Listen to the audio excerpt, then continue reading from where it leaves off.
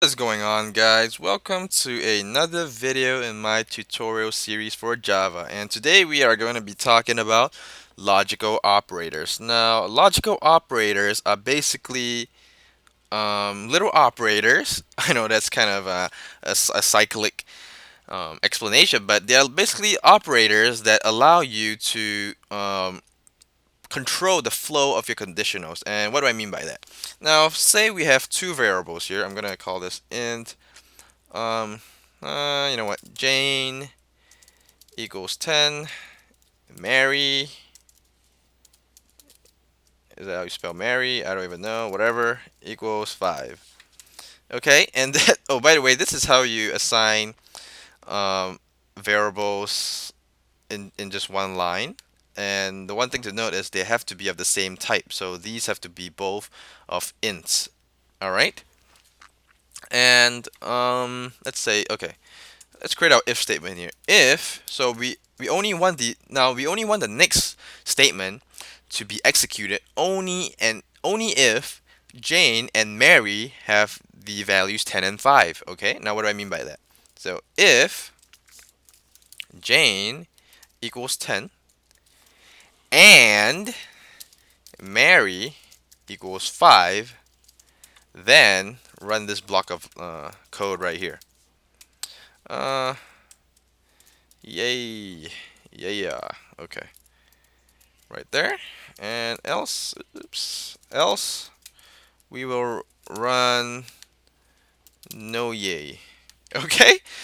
Now what do we expect to happen here? So as I've mentioned before, when we run this line of code, this should be executed here. And why is that? Well, because right now we are saying if Jane and Mary both have these values. So if Jane equals 10 and Mary equals 5. So both of these values are in fact true. So think about it this way. When we look at this statement right here, is Jane equals 10? Yes, it is, because Jane has the value 10, and it does equals the value 10. So we have that. So this is set to true. And now let's take a look at this. Mary equals 5. Does Mary have the value 5? Yes, it does. Now both these statements are true, so we will then proceed to execute this statement right here. Now, another thing to keep in mind is the only time this statement within the if block here gets executed is if both these conditions are set to true. Both. So let me illustrate that. So if I change this to say 6, we will fail, and instead of executing this block right here, we will proceed to execute the second block right here. No yay. All right, because it is, as I have mentioned before, the only way that this statement within the if block gets executed is if both these statements are set to true. And that is true if you are using an AND statement, which is this two ampersands right here. Okay? Now, another thing I want to talk to you guys about is the OR statement. And this is how you represent OR. This is the little pipe symbol.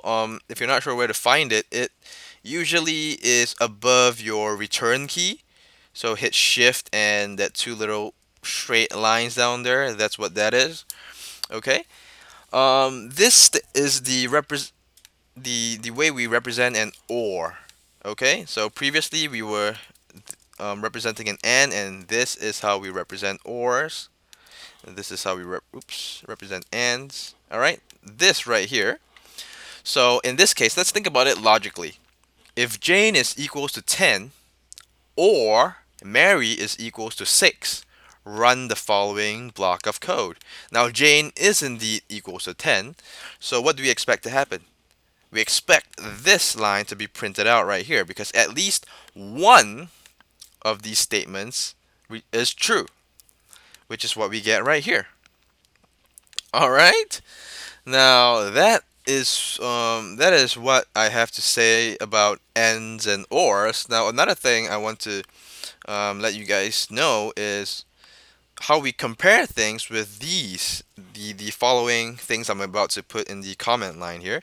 We have greater than, less than, less greater than equals to, and less than equals to. All right, these are the other four little operators here that you can compare with, and I'm gonna do that by doing the following. So if Jane is less than equals to 10, or if Mary is, say, less than 6, run the following.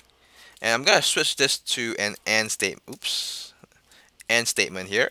And what do we expect to happen? Now, before I run this program, let's do a quick walkthrough here. Now, is Jane less than equals to 10? Well, it is, right? Because Jane has the value 10, which is equals to 10, which is what we want here, because it's less than or equals to 10, which is what this stands for here. Now, let's move on to our next condition, because for this line of code to be executed, both of our conditionals has to be set to true. Now, is Mary less than 6? Well, let's take a look here. Mary has the value 5, and okay, Mary is indeed less than 6. So let's run the program. We should expect to get the value yay here. And there we go. That's what we have. Alright, so I hope you guys enjoyed this video. If you did, please don't forget to hit that like button, comment, and subscribe, and I'll see you guys in the next video. Bye bye.